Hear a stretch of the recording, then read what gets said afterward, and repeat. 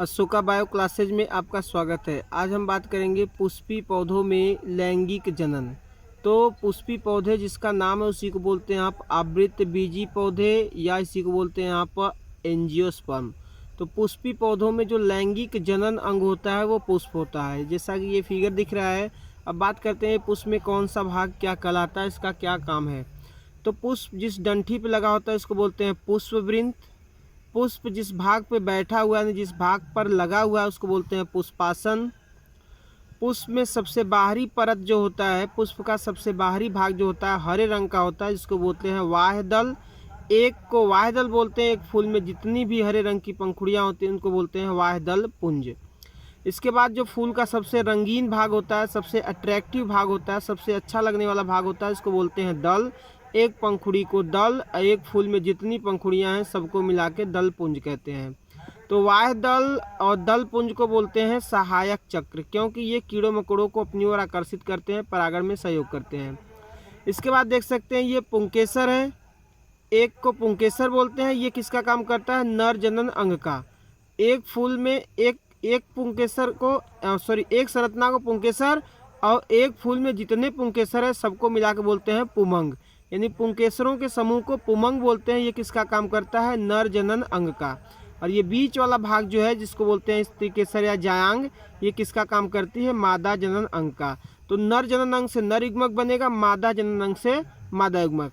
तो पुंकेसर की संरचना देखते हैं। तो ये फिगर देख रहे हैं, तो ये फिगर के अनुसार ये देख सकते हैं, ये जो यहाँ पे हमने देखा था कि ये पुंकेसर था, तो पुंकेसर में ये डंठी था, तो इस डंठी को फिलामेंट या तंतु बोलते हैं, यानी ये वाली डंठी हो गई तंतु। और ये ऊपर जो घुंडी वाला भाग है, फूला हुआ भाग, इस फूले हुए भाग को बोलते हैं परागकोश। ये फूला हुआ भाग जो है इसको बोलते हैं परागकोश, ये वाला भाग। और ये डंठी हो गई। ये जो परागकोश होता है, ऐसे तो इसमें दो भाग होते हैं, दो भाग, लेकिन इसको काटेंगे तो इसमें 4 चैम्बर होते हैं, 4 कोठरियाँ होती है, इसको बोलते हैं परागधानी। परागकोश के अंदर कितने परागधानी होती है? 4 परागधानी होती हैं।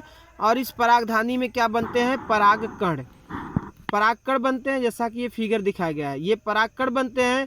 और परागकण में ही क्या बनते हैं? आगे चल के 2 नर युग्मक बनते हैं। परागकण से ही क्या बनते हैं? 2 नर युग्मक, यानी कि परागधानी में परागकोश में परागधानी, परागधानी में परागकण, और परागकण से ही बनते हैं नर युग्मक। बात करते हैं यहाँ पे अब जायांग जो था ये पुष्प का क्या था? मादा जनन अंग था, जिसमें क्या है? ऊपर का ये चौड़ा वाला भाग जिसको बोलते हैं वर्तिकाग्र, इसके नीचे ये नली जैसी संरचना जो दिख रही है इसको बोलते हैं आप वर्तिका, और इसके नीचे का फूला हुआ भाग जो है इसको बोलते हैं आप अंडाशय। तो ये नीचे वाला भाग अंडाशय, इसके ऊपर वर्तिका, और सबसे ऊपर क्या है? वर्तिकाग्र। ये अंडाशय है। अंडाशय में एक या एक से अधिक क्या होते हैं? बीजांड होते हैं। एक या एक से अधिक बीजांड, माने जिस फल में जितने बीज उतने बीजांड होते हैं। अब देख सकते हैं बीजांड की संरचना, ये फिगर जो दिख रहा है इसमें है बीजांड की संरचना। ये तो देखिए बीजांड जो है जिस डंठी से अंडाशय ये था डंठी, तो यहाँ जिस डंठी से अंडाशय से लगा हुआ है इस डंठी को बोलते हैं बीजांड वृंत।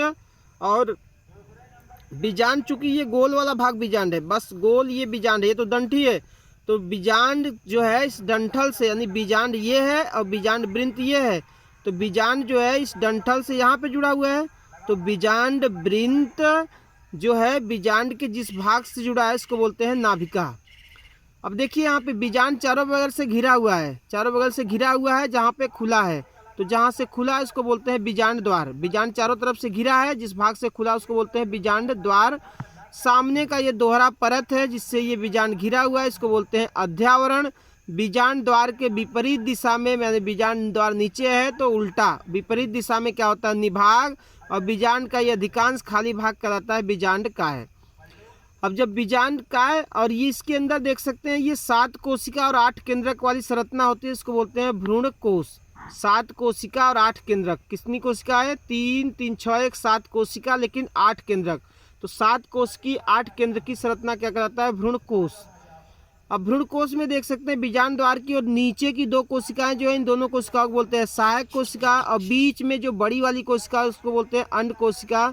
यही किसका काम करती है? मादा युग्मक का।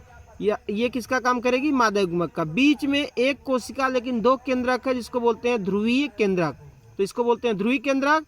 और निभाग की ओर जो ये 3 कोशिकाएं इसको बोलते हैं प्रतिमुख कोशिकाएं। और यही सब मिलके क्या बनाती हैं, भ्रूणकोश। अब ये जो होता है, अब फिगर को देखें यहाँ पे, तो जब यहाँ पे परागकण बन जाता है तो परागकण आ जाता है कहाँ पे, वर्तिकाग्र पर कीट पतंगों के द्वारा, तो इसको बोलते हैं परागण। जब परागकण आ जाता है तो इस घटना को बोलते हैं परागण। और परागण के पश्चात यहाँ पे बनता है परागकण से पराग नली। जैसे कि ये संरचना है, परागकण से क्या बनेगा, पराग नली। ये पराग नली कहाँ बढ़ेगी, वर्तिकाग्र में आगे की ओर। यानी कि इस फिगर में यहाँ से पराग नली आगे बढ़ते हुए कहाँ आएगी, यहाँ पे क्या था, बीजांड, तो बीजांड के पास आएगी। तो बीजांड के पास आएगी तो ये बीजांड हो गया। तो जब यहाँ पे बीजांड के पास आएगी तो यहाँ से ये नली कहाँ पहुँचेगी, भ्रूणकोश के पास। पराग नली आएगी भ्रूणकोश के पास। तो भ्रूणकोश में आके दोनों नरयुग्मक को यहाँ पे छोड़ देगी। भ्रूणकोश में जब आएगी तो भ्रूणकोश में आके किसको छोड़ेगी, दोनों नर युग्मक को। एक नर युग्मक ये हो गया, दूसरा नर युग्मक ये हो गया। अब दोनों नर युग्मक को यहाँ छोड़ दी तो एक नर युग्मक तो इस मादा युग्मक से मिल जाएगा, तो जिसको बोलते हैं निषेचन। एक नर युग्मक दूसरे मादा युग्मक से मिला तो इसको बोलते हैं निषेचन। और अगला नर युग्मक किससे मिलता है, ध्रुवी केंद्रक से, तो इसको बोलते हैं त्रिसमेकन या ट्रिपल फ्यूजन। तो एक नर युग्मक मादा युग्मक मिला तो निषेचन हुआ, निषेचन से जाइगोट बनेगा और जाइगोट से क्या बनेगा, भ्रूण, यानी ये भ्रूण बनाएगा। और दूसरा नर युग्मक जो ध्रुवी केंद्रक से मिला ये बनाएगा क्या, प्राथमिक भ्रूणपोष कोशिका, जो आगे चल के भ्रूणपोष बनाएगा। तो निषेचन के बाद अब फूल में, पुष्प में कौन सा भाग किस में परिवर्तित होता है और क्या बचता है, क्या समाप्त हो जाता है, तो इसके अनुसार देखते हैं। तो निषेचन के बाद जो पुष्प का वाह्य दल होता है सबके सूखकर गिर जाते हैं, लेकिन जैसे मिर्ची हो गया, बैगन हो गया, टमाटर हो गया, इन सब में वाह्य दल बचे होते हैं, नहीं तो बाकी सभी के सभी पौधों में वाह्य दल समाप्त हो जाते हैं। पुंकेसर जो दल होते हैं, दल पुंज सबके सूख जाते हैं, समाप्त हो जाते हैं। पुंकेसर सबके सूख के समाप्त हो जाते हैं। इसके बाद में वर्तिकाग्र पूरी तरह से समाप्त हो मुरझा जाता है, वर्तिका भी मुरझा जाती है। तो बचा कौन, अंडाशय। अंडाशय बदल जाता है फल में, यानी अंडाशय से क्या बनता है, फल, और बीजांड से बीज बनता है, और बीज से नया पौधा बनता है। तो इस तरह से पुष्पी पौधों में लैंगिक जनन होता है। वीडियो को आगे पीछे करके बार बार आप इस वीडियो को देखकर 2-3 बार में आप इसको पूरी तरह से समझ सकते हैं। वीडियो देखने के लिए धन्यवाद। ज़्यादा से ज़्यादा शेयर, लाइक और सब्सक्राइब कीजिए।